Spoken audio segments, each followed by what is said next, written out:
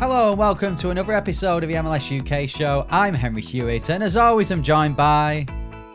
Elliot Holman, welcome along. So Elliot, another busy week of MLS, lots of news stories to talk about as well, but let's get straight into it. First things first, we have a game that is called The Game with a Changing Name.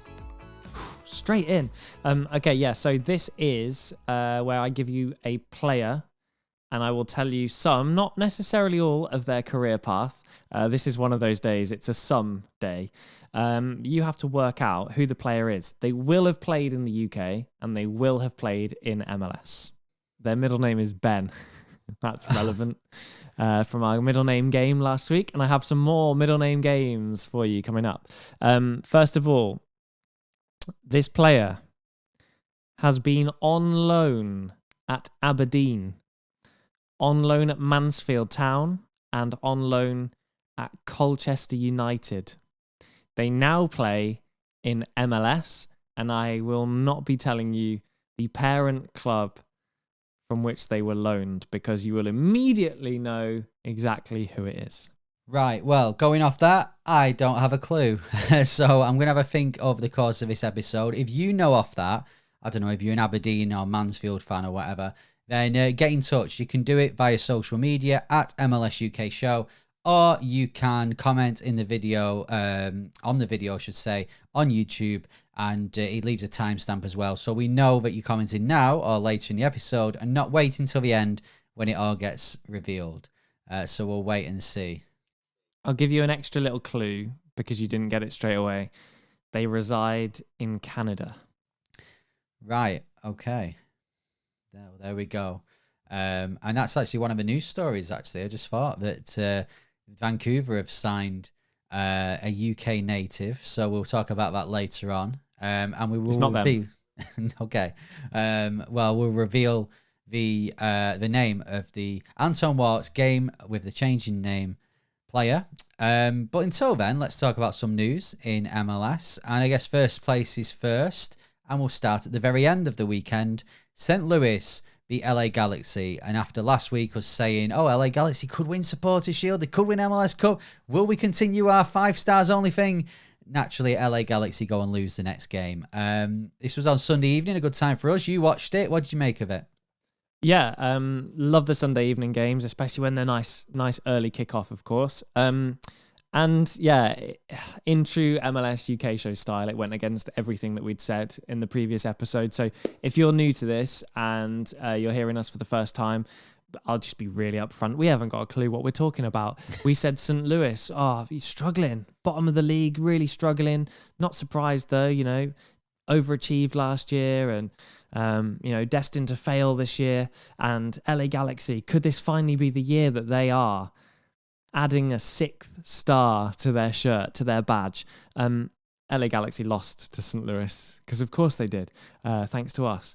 And actually the signs were there really early doors. St. Louis took an early lead and were controlling the game, and just LA Galaxy finally found a little bit of rhythm going up until half time. And I like to, if I'm going to bet, I like to place an unders bet. This was not an unders game. At half time, I was like, I don't fancy this. It could have gone either way. Both sides had long periods of controlling the game and looked dangerous, to be honest. Really good game to watch. I think if you're scared to put an unders bet on, you're watching a good game. But of course, there was only one more goal, and it went the way of St. Louis. So LA Galaxy will be looking to bounce back because they have got a Supporters Shield to chase down, which we did say they had a big chance of winning. They probably don't now.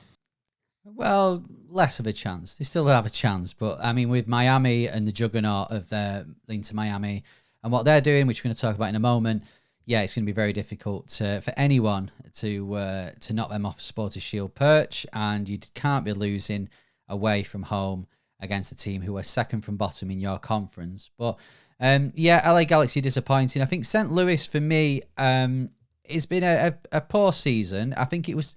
For me, it was a bit expected. It's very difficult to go into that second season and maintain the high standards that they set last year. I mean, you just have to look at the record, and they've not actually won a game from home this season. So, and I think they're the only team in the MLS to not won one.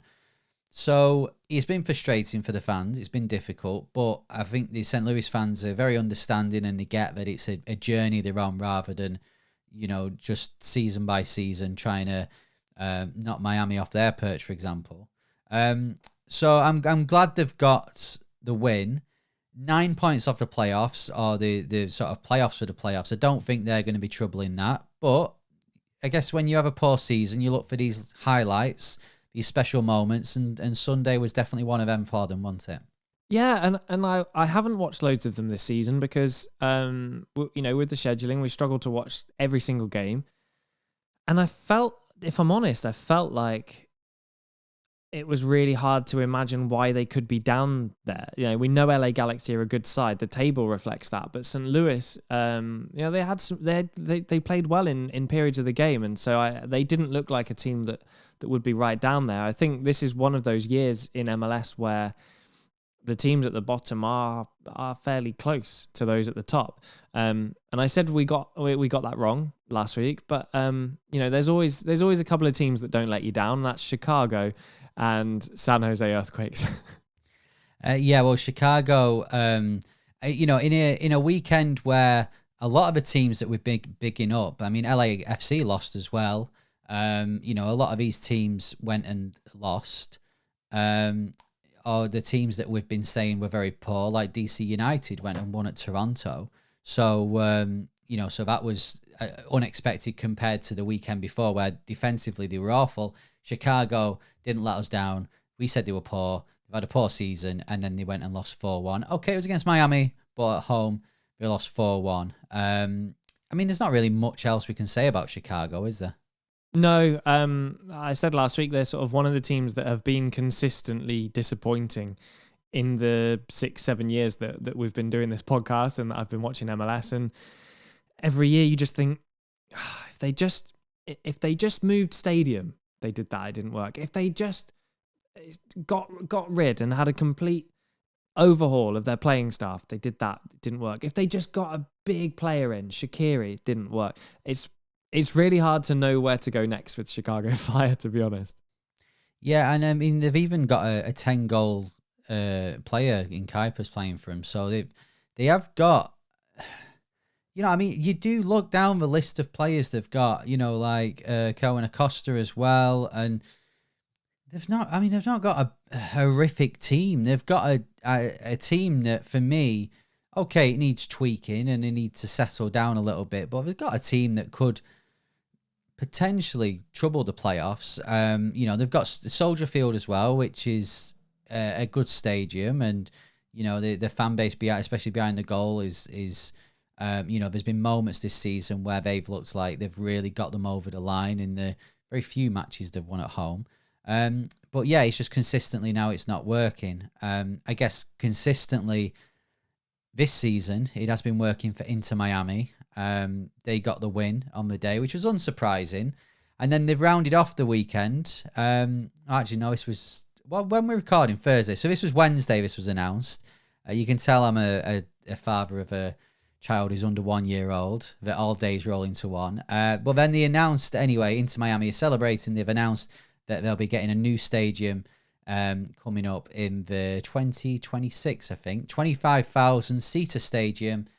Soccer specific, take your Orlando hat off, Elliot. This is great news for them, isn't it? Of course, it's great. They've done well with what they've got. To be honest, their current stadium does the job and is not the worst MLS stadium.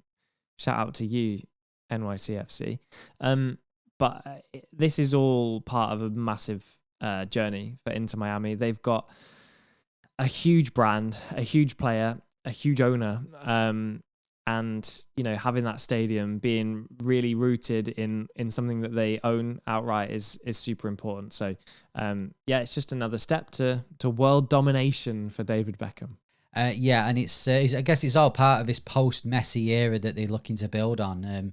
Will Leo Messi be there in 2026? Possibly not. But they're looking forward, and they're looking at all these fans that are coming to watch them now while they're at in Fort Lauderdale. They're looking to keep hold of them, especially the ones that are living in Miami, because famously they don't actually play within Miami. So yeah, it can come home and it'll look great. And I think the thing for me about Miami, it's a very vibrant brand. The colors are great. Everything about them screams that they should be a very watchable side. They're one of the franchises within MLS that are quite exciting, especially for people who are living outside of the US. So their own stadium, which looks great in the drawings as well. Yeah, I can't wait to see it, and I can't wait to see what a post-Messi era Miami looks like. I'm trying to think. I know this is the obvious talk on an MLS podcast, but we haven't done this in a long while. I'm trying to think about players who could be right for Miami in 2 or 3 years' time, and I think they've ripped the script up, to be honest, because they went and got Lionel Messi, and we thought no one can afford even just his wages alone. And so really, what if Lionel Messi retires or moves on? Maybe he goes back to Argentina. There's so much cash on the table there because he holds a DP slot. They're paying so much money. Could go and get absolutely anybody. It's not going to be Ronaldo. He's even older than Messi. But thinking, we're in a new era now, aren't we? We're thinking big, but we don't really have players on Ronaldo and Messi's level yet in terms of their huge global brand. Like obviously Jude Bellingham, he's very young. I imagine he's not going to go to MLS yet. So yeah, any ideas? Yeah, well, I was thinking this myself actually, and you mentioned Bellingham there. Mbappe is another one. Maybe Haaland. These guys are probably the next step of players that are the global superstars. I don't think we'll see anything on the level of Ronaldo and Messi for a long time. So you're looking at these guys and thinking, well, that's the probably level you're looking. But like you said, are they going to be looking at MLS because they're all young people and young men who are wanting to do it in the big European leagues? So yeah, it's going to be an interesting one because Antoine Griezmann always gets linked with Miami, and he's sort of teased coming to MLS. So maybe it's someone like him, but on a global appeal scale, he's nowhere near Messi. So maybe Miami are kind of looking at sort of players of that sort of ilk. Get a couple of them in that'll probably cost the same as what one Leo Messi costs, and build something around there. Because I think the thing for me with US sports is, okay, you want to see the best players, you want to see a Leo Messi, but they also want to see a winning team. If you've got a winning team consistently winning stuff, that is very appealing, and that'll bring fans in a similar way and we're going to talk about Atlanta in a moment, but Atlanta were getting huge attendances a few years ago when they were at the top of the conference and fighting it out every year. Now that they've kind of become a mid-table team, the appeal's not quite there. So hopefully Miami won't fall into that, and they can build on what Messi brings. Is there a risk that teams are going to get left behind if somebody else starts spending the money that Inter Miami spend, for example, and you have effectively a 2-horse race that everyone's talking about at the minute? You only have to sign into season pass on Apple TV Plus, and it's all pictures of Messi. Imagine Messi goes and we have Mbappe and Haaland, for argument's sake. I know that would be incredible, but everyone's going to be talking about those two players, hopefully at 2 separate teams. Otherwise, that's ridiculous. And then there's a risk that everybody else just gets left behind, isn't there? Because then a third team, joins the race, and you almost create a mini league. And there's so many teams in MLS. Is that going to become a problem, do you think, until everyone is spending ridiculous amounts of money, which isn't going to happen? Yeah, it could be. You could argue it could be a problem now with Messi, Suarez, Busquets and Alba playing for Inter Miami, and then you've got a sprinkling of like Lloris and Giroud at LA Galaxy. You've got Marco Reus and Ricky Puig. So there's a sprinkling of that happening at the moment, and let's face it, and Inter Miami are at home to DC United or San Jose. You expect it to be, and especially if those players are playing, you expect it to be a walkover. As they'd say in the UK, you expect it to be a cricket score. I don't know what the equivalent would be in the US. Maybe a bowling score if you're playing against someone who's I don't know, got no arms, maybe. But yeah, I think it could be an issue going forward. But I mean, MLS, the way it's built up as well, I'm sure they wouldn't want that. But I mean, they've got to try and sell the league. So I don't think MLS as a league would be too bothered if you've got 3 or 4 teams who are winning everything, who have got the best players and consistently beating the rest of the team 7 or 8-0. Because as long as they're selling the product, I don't think the league would care. Speaking of consistently winning and winning 7 or 8-0, let's move on to Atlanta, something they don't do anymore.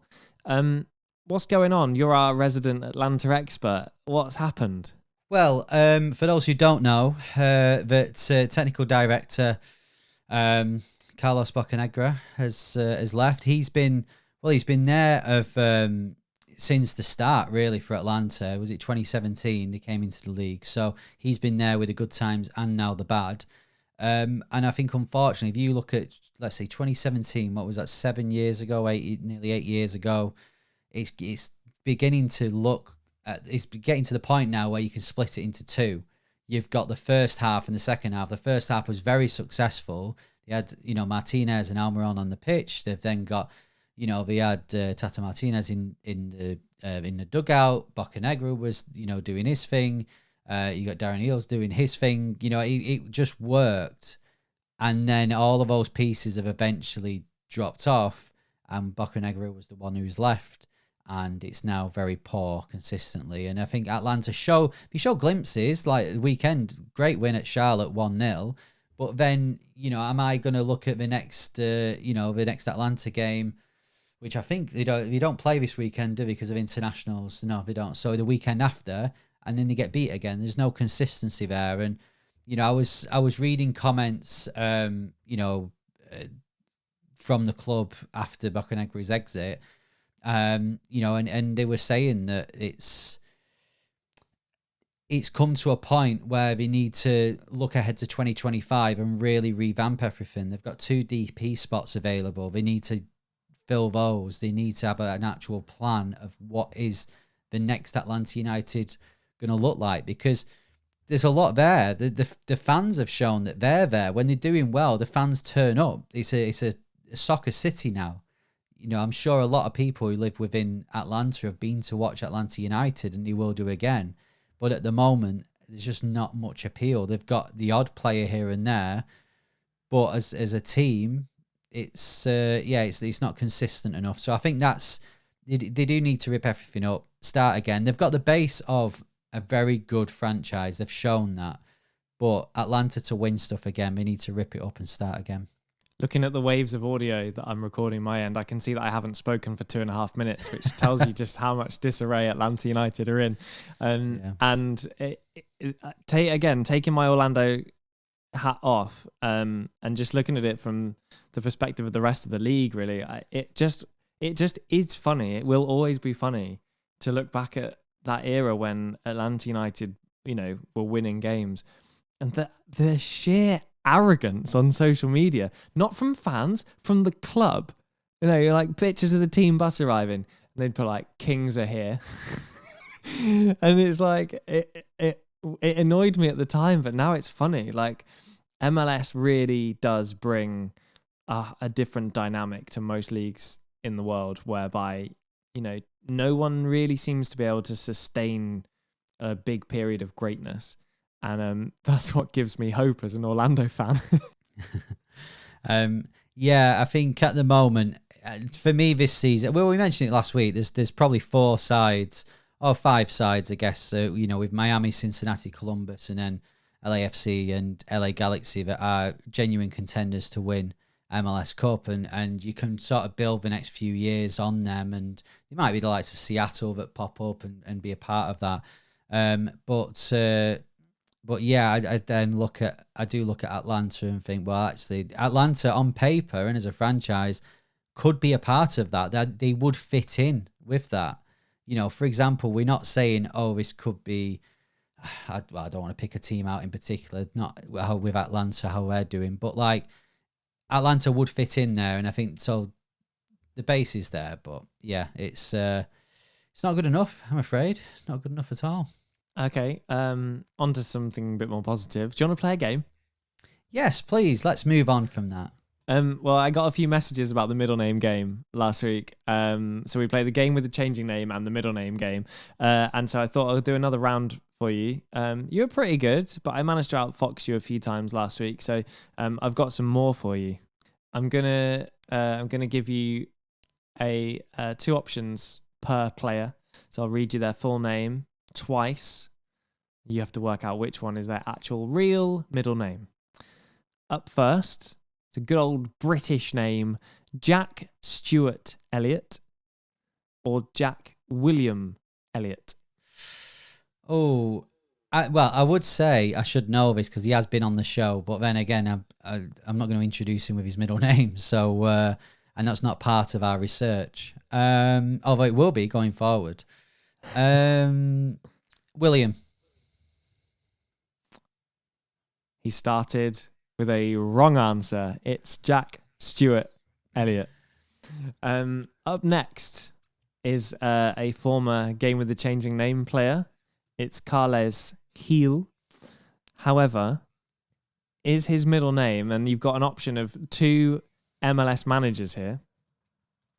Is his middle name Carles Heel de Wilmer, thinking Wilmer Cabrera, or Carles Heel de Pereira? Pereira is correct. Yes. He's on the board. Good work. Okay, sticking with the Orlando theme. Facundo Daniel Torres or Facundo Maraudo Torres? Oh. Maraudo, that's cool. Is that your answer? Yeah. It's wrong. I made it up. Where have you made that up from? I don't know. I just look at random keys on the keyboard. Bear that in mind for this one. Is it Latif Rich Blessing? Rich Blessing. I've only just realised that. Or Latif Atta Blessing? Rich Blessing. Rich. Yeah. Incorrect. Oh my. I'm not doing well this week. We need to change the game next time. I think you'll like this one that we finish on. You're going to like this. As a Simpsons fan, Jonathan Simpson Snedden Russell, or sticking with the cartoon theme, Jonathan Arnold, and then not a cartoon, Draco Russell. Draco, Harry Potter, but that was after he was born. I think Arnold Draco. Think Jonathan Arnold Draco Russell? Yeah, I can't. Johnny Russell, there's nothing of course. There's nothing to lose. Incorrect. Oh. Well, there is. I've done well this week. Yeah, let's. I mean, if anyone wants to message in with middle names, or if you want to know who a certain player's middle name, then get involved at MLS UK Show. If you want to suggest a new game, and after my performance in that one, I strongly suggest you do, then get in touch as well, or just comment on YouTube. I guess just before we go, we teased this before that we were going to talk about this, and a player I've just checked who hasn't got a middle name, Stuart Armstrong, has signed for Vancouver Whitecaps, last seen at Southampton. He scored 21 in 191 games for Southampton and 23 in 98 for Celtic. So quite good record for his position. 32-year-old. He joins Ryan Gold in Vancouver. What do you make of his signing? I think it's pretty positive from Vancouver. I really like it. Really like this. Really good signing from Vancouver, who kind of know what they're doing, don't they? They know where they're going, know what they want to achieve. Sometimes there just isn't a substitute for a British attacker, like almost a bit old school, someone who knows where the net is. Really, really good stats, as you just alluded to there. And another player that's going to be representing the UK. Yeah, I like what Vancouver are doing. I think they're slowly but surely sort of building roots. I mean, the roots are clearly based in Scotland, but I mean, Vancouver never sort of, if you look at where they are at the moment, they're fifth. They're having a really strong season, in the West, but they never they sometimes go quite far in the playoffs, but never could trouble MLS Cup. I think they're that sort of team that are floating about, similar to like a Dallas, really, or an RSL. You know, Colorado. They're all always maybe there or thereabouts. They might have a really bad season one year, but then they get back to troubling the playoffs again. And I think that's where Vancouver are. So, you know, are Vancouver ever going to, I mean, with Miami doing what they're doing, are they going to be to that level? Probably not. But, you know, I like what they're doing. I think they're very, you know, the squad is, I think they're building something now, which is good to see. I have one more British player to talk about, and that is the player I chose for the game with the changing name this week. Yes. I'm going to be honest with you. I mean, you can go through their career path again. I have no idea who it is. In fact, I'm actually going to guess that it's just because I just mentioned him. And I know this isn't true. It's not right. But Ryan Gold. Let's just go with him. Okay. Their middle name is Ben. They were born in Rotherham, which explains why they want to go and live on the other side of the world. They reside in Canada. Well, I think being born in Rotherham counts Ryan Gold out straight away. I agree. They have been on loan at Aberdeen, Mansfield Town and Colchester United before moving to MLS. The team they play for is Toronto. Oh, Toronto. England. Oh my God, mine's gone blank. Englishman who plays at Toronto. And the original club was Newcastle United. Oh, Longstaff. Matty Longstaff. Oh, I can't believe it. When you said Toronto, I was like, there is one. I can't think of it. My mind's gone blank. Well, I'm not going to take that as a win. Last week was a win. I'm not going to take that as a win. So, well done if you got it right, and or if you've let us know that you've got it right. We'll do another one next time, and hopefully I can make it 2-1 in this mini series as we head towards the end of the season. Nice. Okay, well, thank you very much for joining us for another episode. I'm gonna get my. You always do this, but I'm gonna get my 5 fingers ready. And if you've never watched this before, it's gonna sound weird. Yes, yeah, especially if you're listening to it, it might sound weird, but hopefully we'll explain it now. As Elliot said, thanks very much for watching. Thanks very much for listening. If you have enjoyed yourself, if you've enjoyed listening to this or watching it, and you're gonna come back for more in a future episode, then please let us know. You can either like the video, click the notification bell, and subscribe on YouTube. That really helps us out. Or if you're listening on your podcast provider, then please leave us a rating, leave us a review. And Elliot, we ask for one thing and one thing only. 5 stars only. LA Galaxy style, baby. I normally say one rule and one rule only, so even I've messed that up. You threw me because you started it. But yeah, we really appreciate that. So thanks very much. We had quite a few messages last week saying welcome back, and it's great to be back. Yeah, it's. I mean, MLS is great, isn't it? And even though we have been paying attention to what's going on in our time, in our little break over summer, I miss coming on here and talking about it to you. It's the best therapy I've ever had. And a lot cheaper as well. Anyway, on that note, thanks very much for watching. Thanks very much for listening. I've been Henry Hewitt. And I've been Elliot Holman. See ya.